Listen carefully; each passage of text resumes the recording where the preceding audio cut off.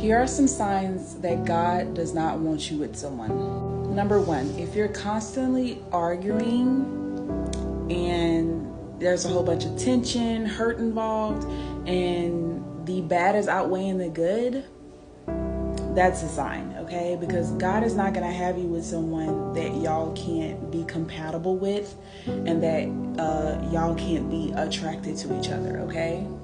Number two, if you're constantly feeling drained around this person, okay, you have to listen to your gut and intuition, okay? If they're pulling you away from God, that's not from God.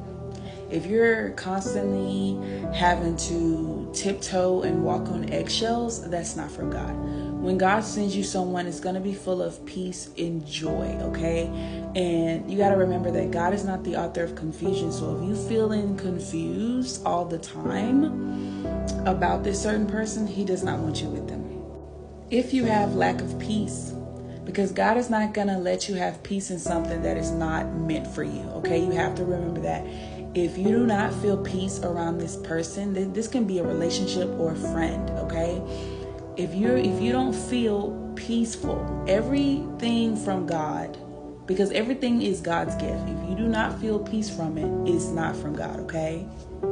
If this person is always driving you to do something sinful or negative, it's not from God. It's not from God. Why would God send you someone just for them to drive you back into the world and not closer to him? That's a sign too.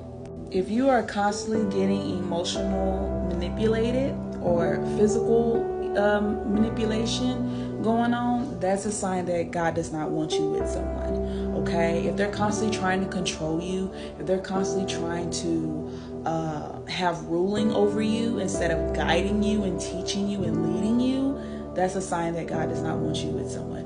Why would he send you someone that's only going to hurt you? If God doesn't hurt you, why would he send somebody else to do that? So that's not going to happen. If this person is constantly disrespecting you, after you then sat them down and talked to them about your boundaries, your standards, or even just something that you don't like, and they're constantly disrespecting you repeatedly and showing you that they're not going to listen, that's a sign that God does not want you with them, okay?